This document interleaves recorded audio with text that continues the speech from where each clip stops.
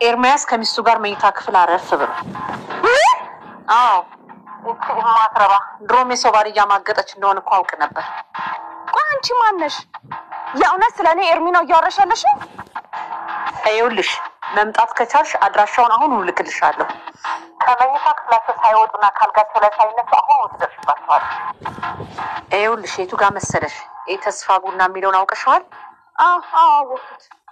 ከዛ ዝቅ ብሎ ደግሞ አንድ ትንሽ የጀበና ቡና ቤት አለች። በቃ በዛ በኩል አልክሽ በቀጭኑ መንገድ ግቢ። እሺ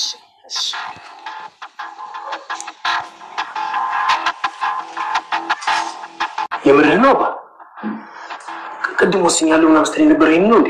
አሁን ውሳኔ ሳይሆን ጥያቄ ነው እየጠየቅኩት። ማግባት ትፈልጋለህ ወይስ አትፈልግም? አባዬ ደግሞ በጣም ማፈቅራት ሴት አለሽ ብዬ ነገር ያለበት እንዴ? አሁን እሷን እንኳን አግባት ብትለኝ ለማግባት ዝግጁ ነኝ። አይ እኔ መረጥኩልን ሴት የምታገባው።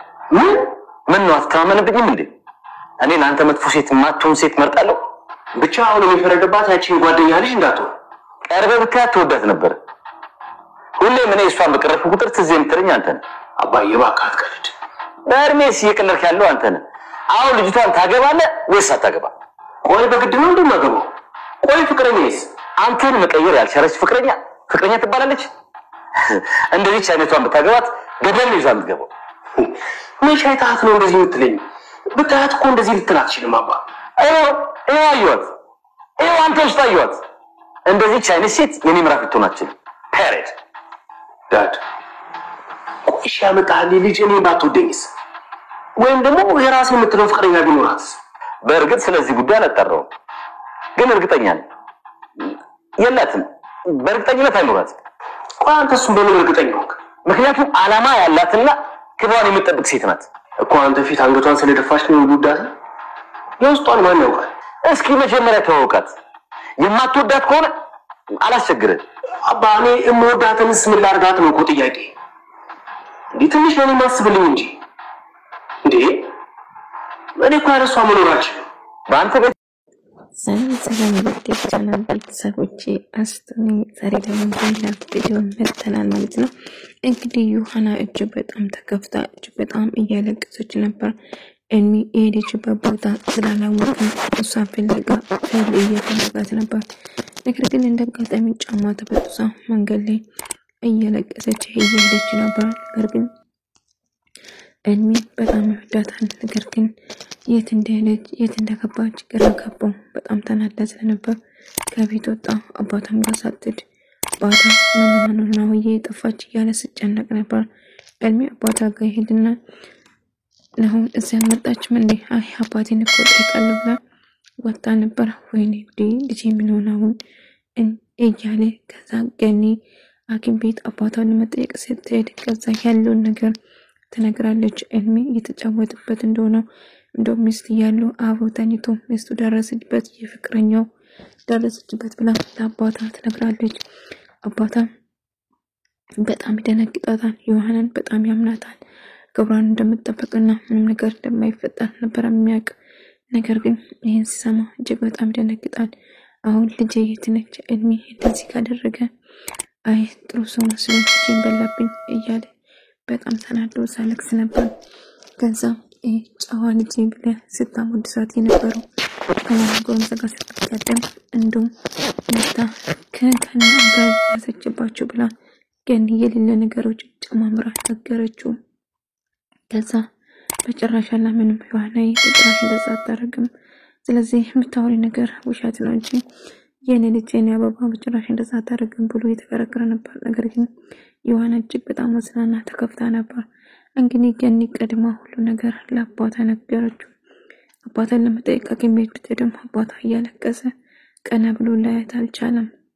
ግን የሰሙት ነገር እውነት ነው ውሸት ነው በይ ልጄ እባክሽ እያለ ለምናቱም አባዬ የሰማ ነገር እውነት አይደለም ውሸት ነው ገኒ አውቃን እንደምትለ አባከን የነደባት ተረጋጉ ብትለው ለምን ምን ውሸት ነው አልገረልም እንደ ፍቅረኛው ወጣው ያዘችው ኤርሚናኔ ይሁን በቅርቡ ተጋለጠች።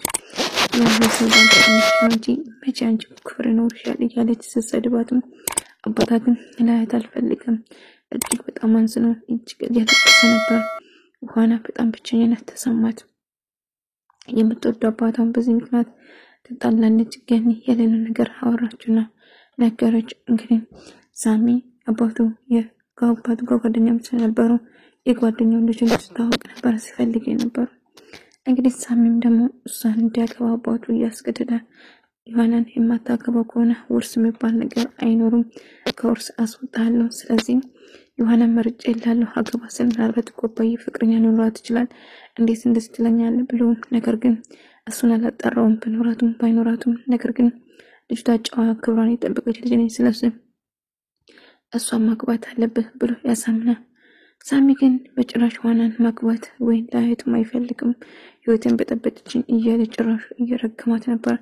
በርግጥ እሷ እንደሆነች ባያውቅም ነገር ግን ያው በርግጥ ይታወቃል። ነገር ግን እሷ እንደሆነች ልጅቷ አላወቀም። እልሚ እንግዲህ እሷን ይቅርታ በመጠየቅ ብዙ ነገር ሳረግ ነበር። ነገር ግን ዮሐና መቼም ይቅር አልልም፣ ይህን ስራ ባደረኩም ህይወቴን አበላሽታን አምኜ ክብሬ ሰጥቼ አንተ እንደዚህ ታረገኛለህ፣ ስለዚህ በጭራሽ አትልፋ ይቅር አልልም ብላ ትንትራለች። እሺ ይቅር አታርግልኝ፣ ግን እባክሽን ተይ እንደዛ አትሁኝ። ምንም ቢሆን አሁን ያለፈው ህይወቴ ነው። እሷ አሁን ለገንዘብ ብዬ ነበር ያቀረብኩት እንጂ ፍቅር አልነበረም።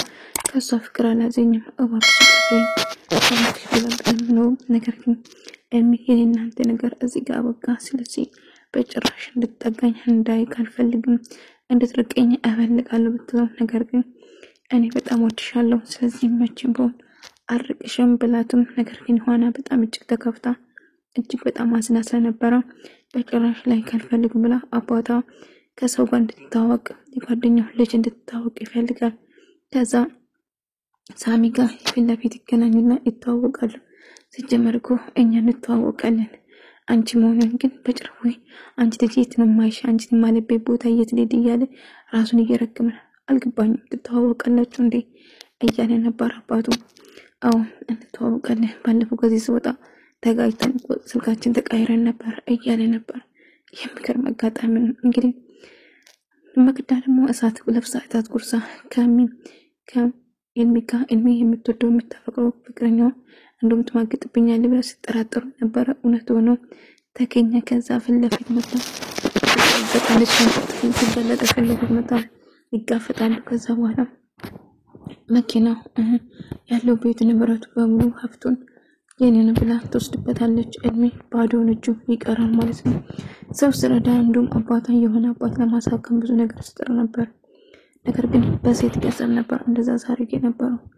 እንግዲህ የተሰማ ጓደኛው ልጁን እንድታገባ ይፈልጋል እና እሷን በጭራሽ ለልጄ ነው መድራ ያለብኝ ማንም ሰው ሳይነካት እያለ ነበር። የኔ አበባ እዚህ ነበረች እኮ ያደረችው፣ እንቅልፉን ካሳተኛ ነው ያደረች ልጄ እያለ ነበር። በቃ ከልጄ ጋር እንድትተዋወቅ እፈልጋለሁ እያለች እንግዲህ በመጨረሻ ተገለጠ።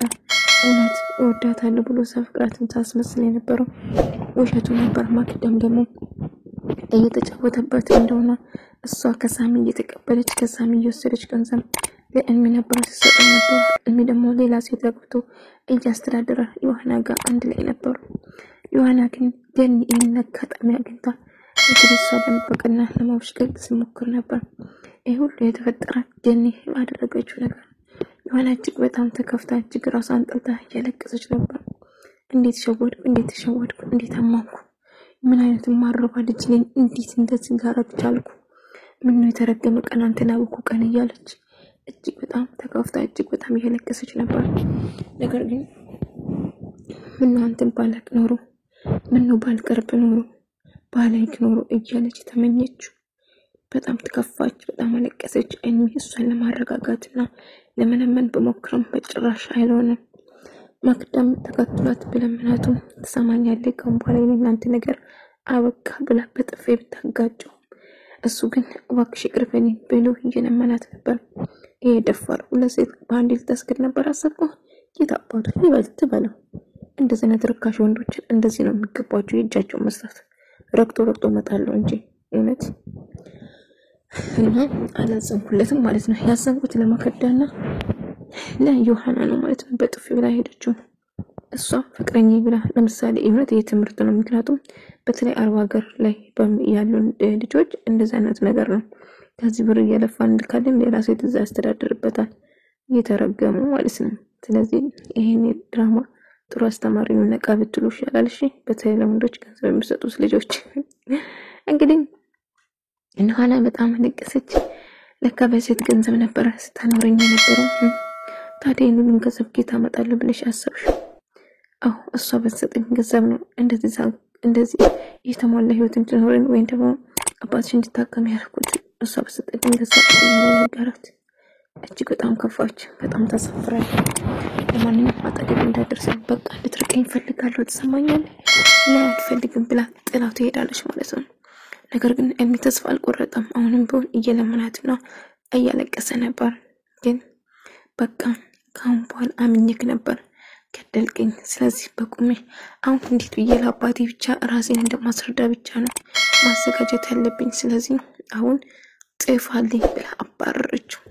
ማክዳም በጣም ተከፍቷት በጣም እየለቀሰች ሳሚ ይወዳት ነበር።